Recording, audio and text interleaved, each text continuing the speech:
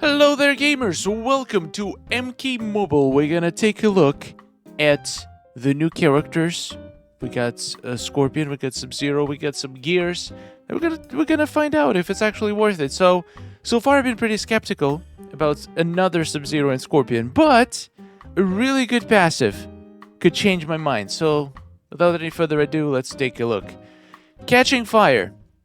It has Silence. Special 2 has Incurability. Okay, it's always nice to have extra characters with Incurability. And Fire on Special 3. Passive. Let's read this. Shinobi Tactics. Scorpion, successful fire element hits. Apply Bunseki to the opponent, up to 30 stacks. Fire element hits. Okay. Wait, is his basic attacks fire? I'm gonna guess so. Scorpion is analyzing them, increasing magic, fire, lightning element damage dealt to that opponent by 2%, and reducing damage from their special attacks by 2% by each stack. Whew, that's a lot. At 10 plus Bunseki attacks, Fukushu is unlocked. Are we just making up words now, or is just something I don't know?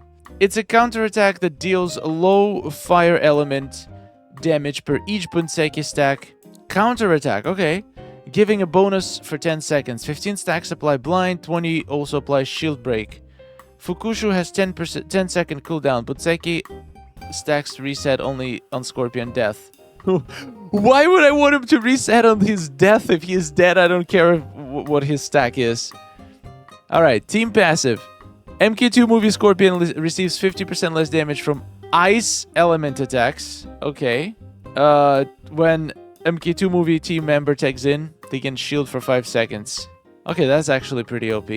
When MK2 movie Scorpion is alive, all Netherrealm and martial artists on his team are immune to fire dot effects. Netherrealm and martial artists immune to fire. Okay, that is pretty good. There's a lot of annoying modifiers where you getting hit with fire left and right. So I like that one. That one could be actually useful. I don't know how I feel about this. This feels very complicated for no reason. Is it actually good? It's really hard to tell because there is just so many moving parts. This causing this, plus stacks. Like, why can't passives be simple? Like back in an old goal, 2% increase per stack, and his basically, I'm guessing his base attack hits or his special attack hits apply these Bunseki things. It doesn't seem like it expires, right? Do these stacks expire, or they just go up and never down? That would be great. So at 30 stacks, you're gonna have 60% reduction from their special attacks and 60% extra damage done by fire magic and lightning. I mean, it's just damage. It's just damage. I feel like there is more.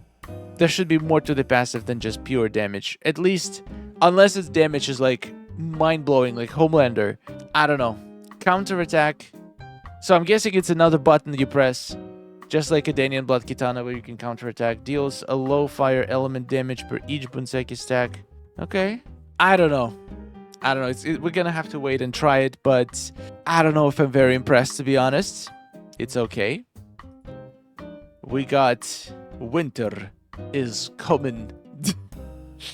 Oh, that's a funny name for passive. Let's take a look at Sub-Zero. Freeze to death. Power drain. Interesting. Ice Slide with the Frostbite. Is that going to be just a copy of another Sub-Zero skill? I hope it looks different. And Chill Out, which applies Fracture. Okay.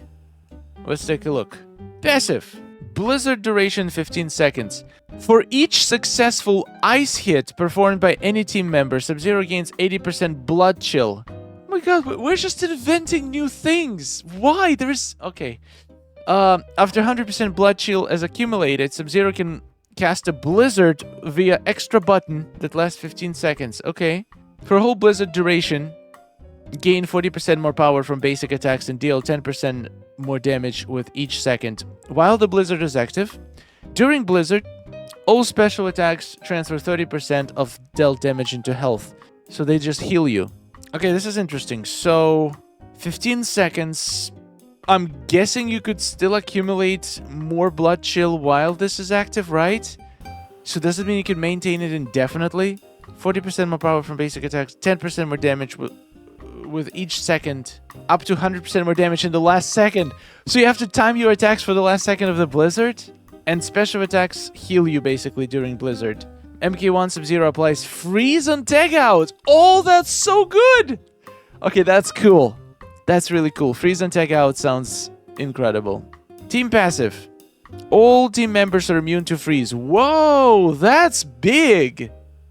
That's gonna be so good against, I keep forgetting the name of the modifier where you get frozen every couple seconds or when you tag. That one is so annoying. It's immune to freeze. And receive 50% less fire elemental damage. And also, MK1 team members are immune to frostbite. Okay, this is unique. I'm not gonna say it's OP. I'm just gonna say it's unique. So I feel like there is a very niche use for these characters. But, as I suspected, none of them are gonna be taking top 10 spots of the most versatile and useful characters in the game, which is fine. Not every new character has to.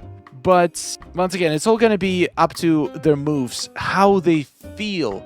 I have a feeling that after having so many Scorpions and Sub-Zeros, they're just gonna have a lot of repeated moves. They might have one or two different special attacks, but for example, the Diamond Baraka that we recently got, he is literally a copy of the Gold Baraka. Most of his moves are the same, so it doesn't feel like you're playing a new character. I'm afraid that the same fate is going to be for these MK11, for these Scorpion and Sub-Zero, but I hope I'm wrong. And if they do feel like unique characters, it could be exciting. We're just going to have to wait and see.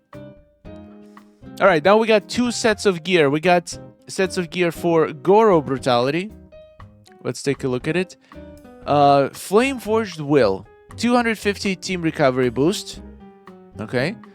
60% opponent unblockable attack chance reduction while they're affected by shield break or weaken. Why not just give us 60% unblockable chance reduction? I feel like other gear does that. Why does it have to be conditional? Goro is immune to fire dot.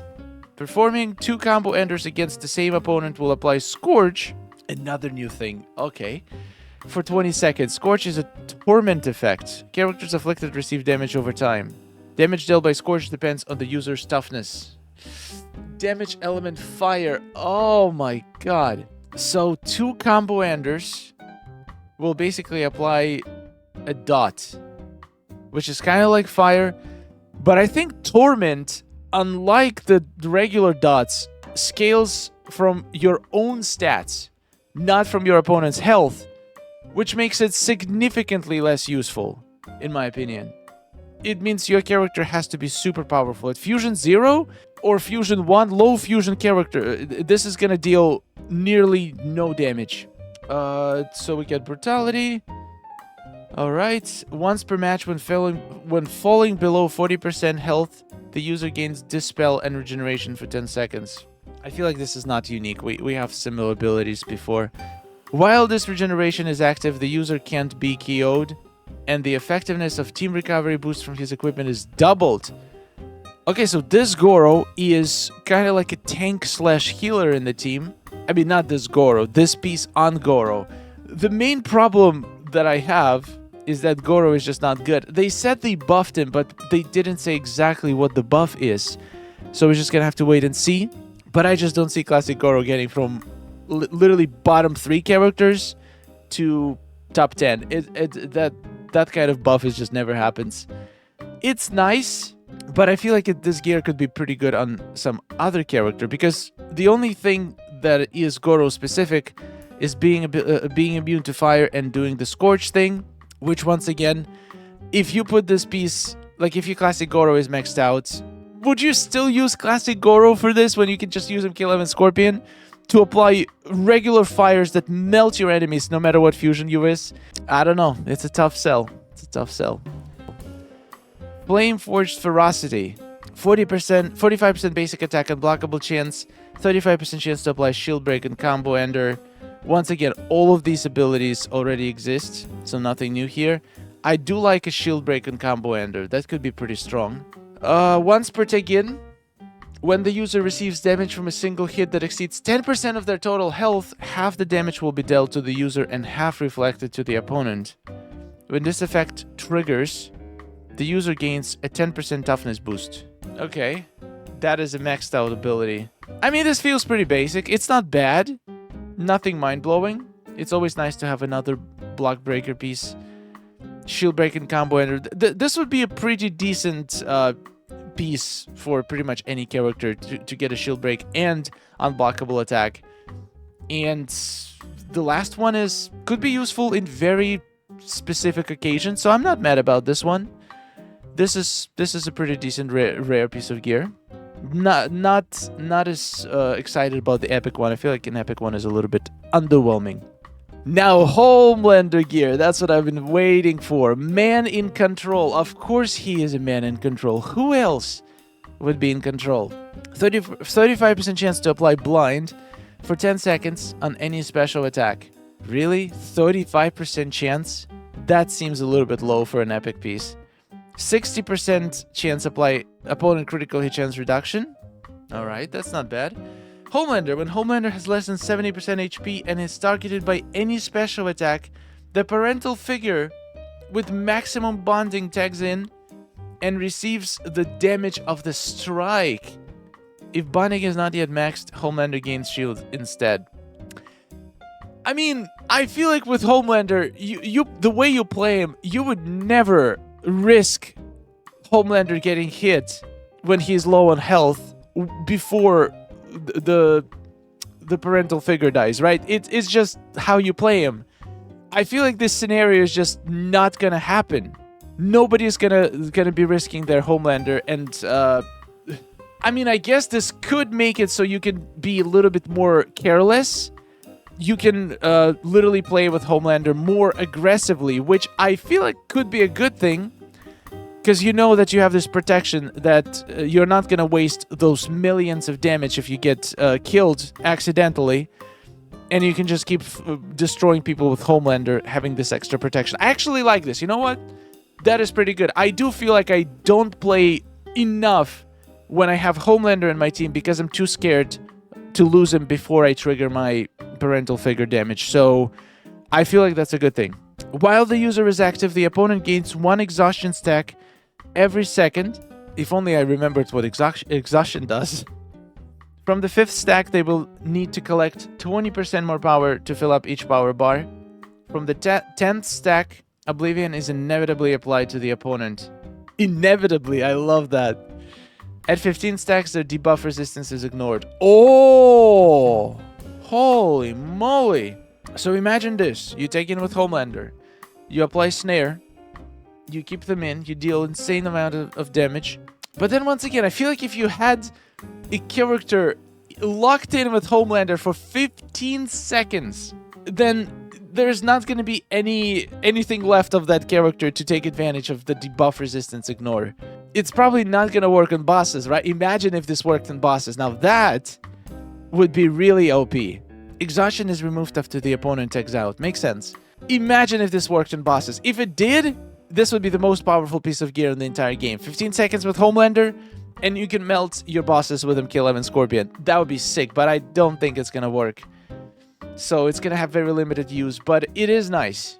It is nice because now that I can be more aggressive with Homelander, it's more likely that I'll be able to trigger this. So overall, I kind of like this piece of gear. I'm hoping I'm gonna get it. It's beautiful. I'm guessing it's gonna be a crypt gear, so I'm definitely gonna grind for this one. Man in the Sky, 35%. So you need to do special 2 to apply curse, but then you also need to do another special attack while they're cursed to be able to drain 50% of their max power. That seems unnecessarily complicated. I don't like this piece. Curse is just not a strong modifier, and there is lots of gear that gives you 35% or even more critical hit chance boost, so this one is eh. But out of all 4, Man in Control, I'm excited for this one. The rest, it's alright. It's not game-changing, but not terrible. Let me know in the comments, which pieces of gear or characters are you looking forward the most? Do you think this MK11 Scorpion, MK2 movie Scorpion and MK1 Sub-Zero are gonna feel different, are gonna feel like unique characters? Or are they just going to feel like another Scorpion and Sub-Zero in the game? I would love to know your opinions. Thank you so much for watching. Subscribe for more MK Mobile content. And good luck preparing for the update. I'll see you later. Take care.